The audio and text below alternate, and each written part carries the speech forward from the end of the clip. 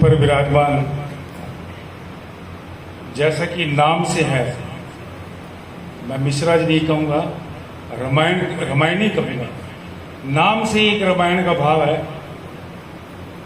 स्वामी जी, मैं आज आया हूँ, आपके दर्शन किए, आशीर्वाद लिया, लेकिन मैं आपका सत्संग रोज मेरे पास पहुँचता है और बहुत अच्छे शब्द और बहुत जैसे ऐसे लगता है जैसे मैं नहीं आया लेकिन आपकी रामायण मुझ तक पहुँच रही है। वैसे तो रामायण सत्य, समानता, अहिंसा, त्याग और मर्यादा का प्रतीक है, लेकिन इसमें दो शब्द एक ऐसे हैं जिन्हें आज अपनाने की जरूरत है। उसमें पहला है मर्यादा और दूसरा है त्याग। अमन शर्मा जी मेरे साथ खड़े हैं।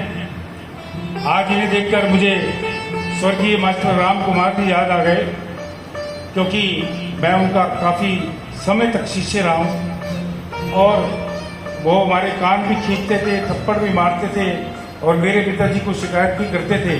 अगर उन्होंने शिकायत ना की होती, थप्पड़ ना मारे होते, तो शायद आज मैं मंच पर बोल भी ना हो सका होता।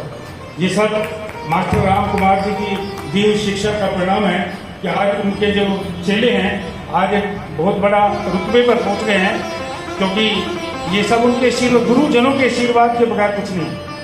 तो हमारा ये सौभाग्य है, परम सौभाग्य है कि रामायणी जी जो रामायण का भाव आप तक लेकर आ रहे हैं, वृंदावन से यहाँ स्पेशल आए हैं, तो हमें इनके शब्द को न केवल सुनना चाहिए बल्कि अपनाना भी चाहिए। हमारे बीच मेरे साथी हैं राकेश हंस जी, ये भी इतने सेवा करते हैं। दुख और तकलीफ में मैंने अक्सर लोगों के बीच इन्हें खड़ा देखा हुआ देखा।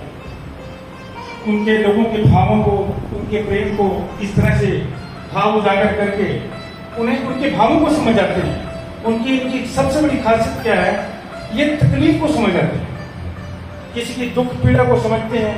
समय कई बार नहीं होता, उनके बीच पहुंचने की कोशिश करते हैं और उनकी दुख तकलीफ को कम करने की कोशिश करते हैं। हमारे बीच में आज के जो मुख्य अतिथि हैं श्री रमेश गोयल, इनके जो छोटे भाई थे राकेश जी मेरे क्लास मेट थे, और नानूमल मंगत राम तो एक नाम है।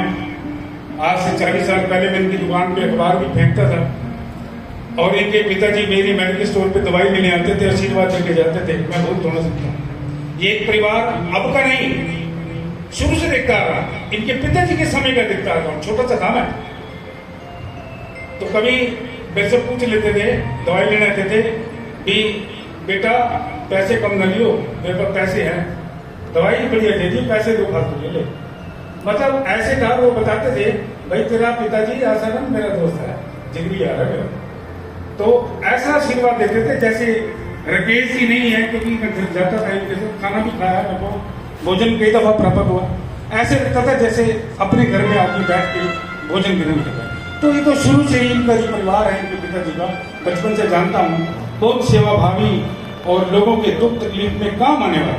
हाँ, ये अलग बात है, नहीं करते, सिर्फ सेवा करके वही सेवा होती है जो कहा ना मैंने कि मर्यादा में रह के जो त्याग करेगा वही रामायण के भाव को समझ सकता है। और रामायण ही यही कहती है कि अगर आप किसी के प्रति निश्चित प्रेम करते हैं, चाहे वो आपके घर का सदस्य है, चाहे वो आपके गुरुजन है, चाहे शिक्षक है, चाहे आपके वो बड़े आदर्श हैं, उनके प्रति आपका किया हुआ त्याग परमात्मा तक पहुंचता है और वो जो त्याग का फल कई गुना होकर आपको मिलता जरूर है।